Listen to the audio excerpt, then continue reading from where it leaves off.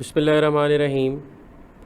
आज हम बायोलॉजी का पेपर 15 डिस्कस करेंगे और अच्छी तरह से आप लोगों ने इसको सुनना है और इंशाल्लाह आप इसमें नॉलेज को गेन करेंगे और नई तरह की जो बातें हैं उनको आप लोग सीखेंगे।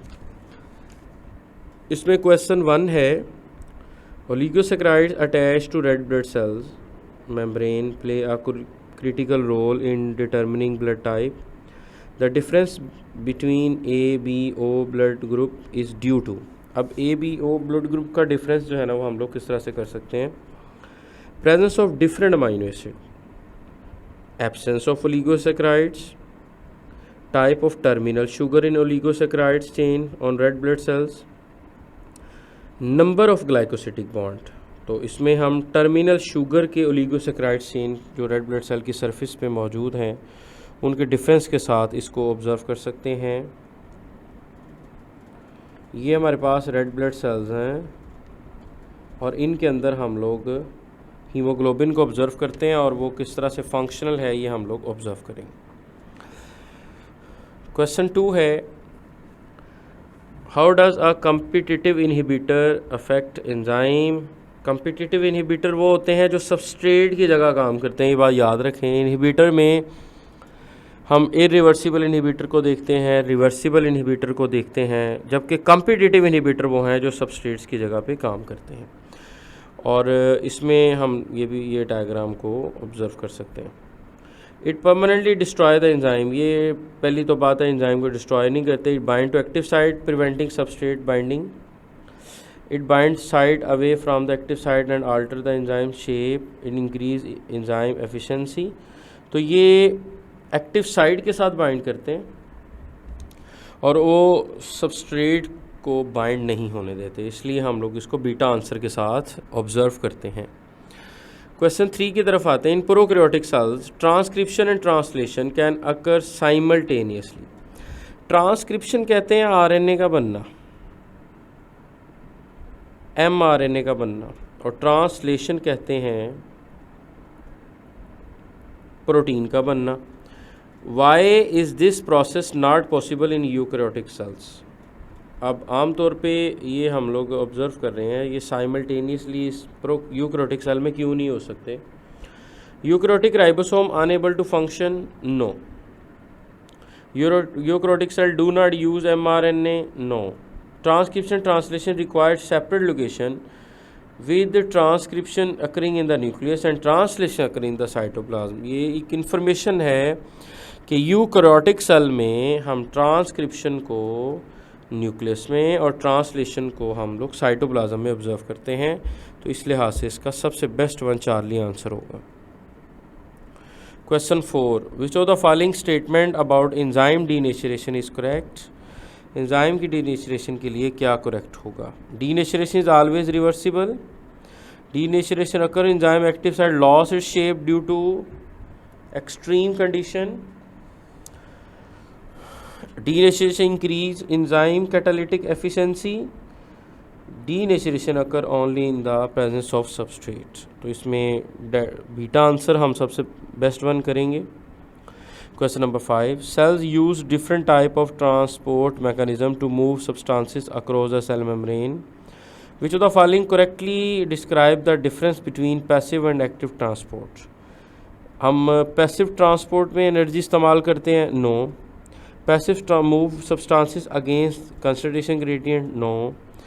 Passive transport move substance down concentration gradient without using energy, while active transport use ATP against their use of ATP against the concentration gradient. Passive transport occur only in animal cell while active transport occur only in plant cells. तो इसमें सबसे best one हम Charlie answer को observe करते हैं। Which of the following best explain why animal cell lack a cell wall? Animal cell do not need structural support. Animal cell rely on flexible plasma membrane to allow movement. Animal cells are made of peptidoglycan instead of cellulose. Animal cells use their nucleus to provide structural support. तो animal cell flexible plasma membrane के साथ हैं जो movement करती है substance की और interaction करती है अपने इन्वायरमेंट के साथ। तो क्वेश्चन 6 का बीटा आंसर होगा।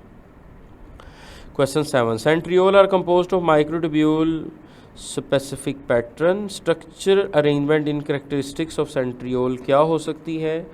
तो इसमें 9 अरेंजमेंट माइक्रोट्यूब्यूल के, 9 triplets of microtubule arrange in a ring, 13 are single microtubules. तो 9 triplets of microtubule arrange in a ring form में मौजूद होते हैं, जैसे कि ये हम डायग्राम में ऑब्जर्व कर सकते हैं।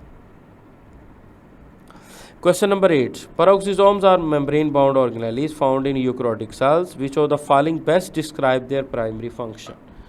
तो इसमें पेरोक्सिसोम का सबसे बेस्ट वन फंक्शन क्या है, ये हम लोग ऑब्जर्व करेंगे। Generate ATP, oxidative phosphorylation, no. Break down fatty acid, neutralize toxic substances such as hydrogen peroxide, modify packing protein, synthesize ribosomes. तो सबसे बेस्ट वन जो हम लोग इसमें ऑब्जर्व कर सकते हैं, हाइड्रोजन पेरोक्साइड की मौजूदगी में ये टॉक्सिक सब्सटेंस को न्यूट्रलाइज करते हैं और फैटी एसिड को ब्रेक करते हैं। Some viruses such as HIV classified as retroviruses. What is the key feature of retroviruses that distinguish them from other viruses? HIV को हम दूसरे वायरसेस के साथ किस तरह से देख सकते हैं? ये रेट्रोवायरसेस HIV है, ये बैक्टीरियोफेज है। तो इसके अंदर हम बेस्ट वन इसका क्या ऑब्जर्व कर सकते हैं? They contain only DNA, no. They contain RNA genome, yes. इसमें रिवर्स ट्रांसक्रिप्टेज है जो cDNA की फॉर्मेशन करता है, रेप्लिकेट करता है लिटिक साइकिल में, या incapable of infecting eukaryotic cells के साथ है। तो इसमें बीटा सबसे बेस्ट आंसर होगा कि इसमें RNA जीनोम होता है, आइडेंटिकल RNA हम कह सकते हैं। ये आप देख सकते हो कि ये दो तरह के इसमें RNA हैं, आइडेंटिकल RNA की फॉर्म में हम लोग इसको ऑब्जर्व करते हैं। और रिवर्स ट्रांसक्रिप्टेज ये इसमें एंजाइम मौजूद होता है, ये रिवर्स ट्रांसक्रिप्टेज जो RNA को DNA में चेंज करता है। क्वेश्चन नंबर 10 इसकी तरफ हम लोग आते हैं। वे कहता है which of the following is true, which of the following is true organism that switch between sexual and asexual reproduction? They always, option A है, they always reproduce asexually when environmental conditions are unfavourable. They use sexual reproduction to generate genetic diversity and asexual reproduction for rapid population growth. They only undergo sexual reproduction. Asexual reproduction is used only when the organism lack a mate. तो they always reproduce asexually, environmental conditions are unfavorable. तो हम जब इसमें 10 के अंदर alpha answer को suitable देखते हैं। 11. Mendel law of segregation states that two alleles for a given gene separate during gamete formation. Which process ensure this separation occurs? अगर हम 11 को देखें तो कौन सा प्रोसेस है जिसमें वो सेपरेशन होगी? DNA रेप्लिकेशन में कॉपीज़ की फॉर्मेशन होती है, माइटोसिस में भी डबल होता है, मियोसिस 1 एनाफेज 1 में सेपरेशन होगी, और मियोसिस 2 एनाफेज 2 के अंदर हम सेपरेशन नहीं देखते। तो इसमें चार्ली आंसर हम करेंगे। Question 12. Which of the following best describe the primary difference between aerobic and anaerobic respiration?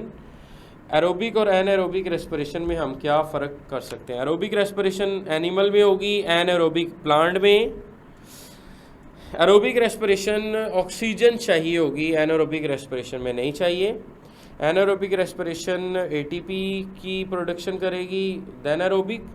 और एरोबिक रेस्पिरेशन माइटोकॉन्ड्रिया में होगी, एनाएरोबिक रेस्पिरेशन न्यूक्लियस में नहीं है। एरोबिक रेस्पिरेशन में ऑक्सीजन चाहिए और एनाएरोबिक रेस्पिरेशन में ऑक्सीजन की ज़रूरत नहीं है। 13.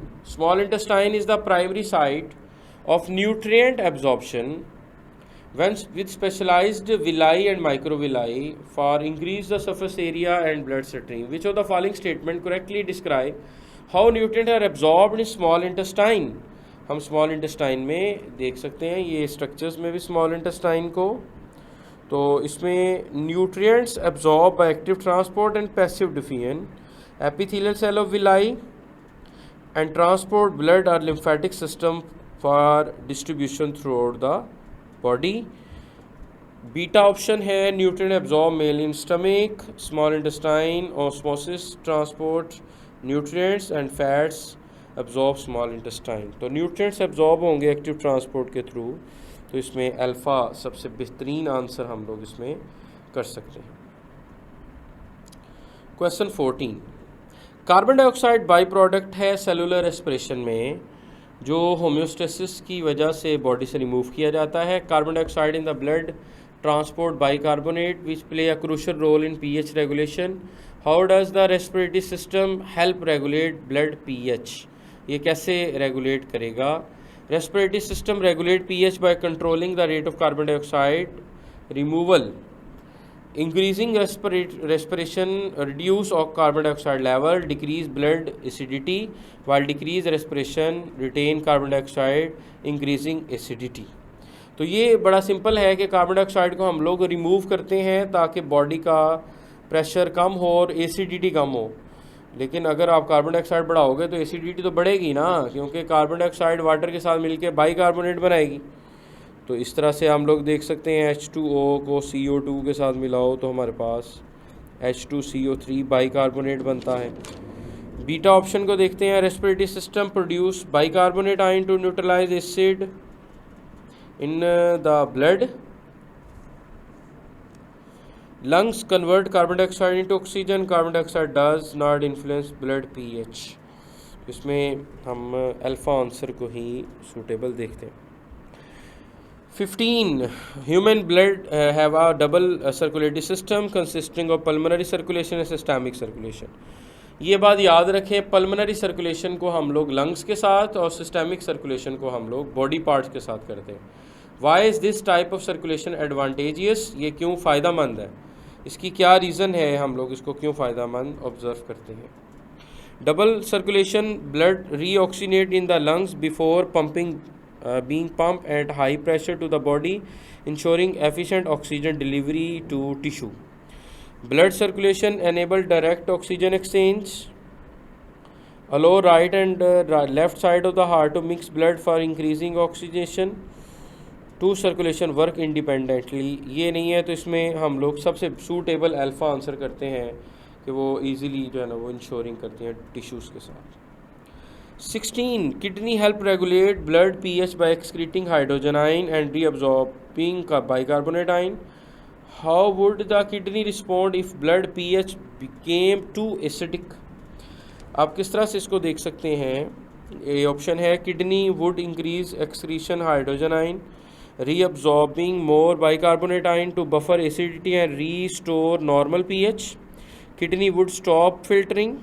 Kidney would excrete large amount of bicarbonate. Kidney decrease urine output। तो इसमें सबसे सूटेबल अल्फा आंसर होगा।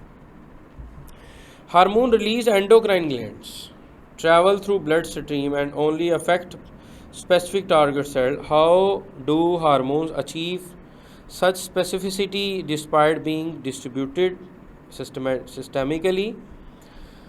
तो only target cell processes receptors. अब देखिए ना, हमारी रिसेप्टर साइट्स में हार्मोन्स पहुंचते हैं, वो रिस्पॉन्स करते हैं। बीटा ऑप्शन में है कि हार्मोन्स सिर्फ ब्लड में रहते हैं और टारगेट ऑर्गन तक जाते हैं। हार्मोन्स इक्वली डिस्ट्रीब्यूट होते हैं। हार्मोन डीएनए सीक्वेंसिंग करवाते हैं। तो हार्मोन रिसेप्टर के साथ अपनी इन्फॉर्मेशन लेके इफेक्टर तक जाके उसका रिस्पॉन्स करते हैं, इसलिए हम उसको अल्फा आंसर के साथ ऑब्जर्व करते हैं।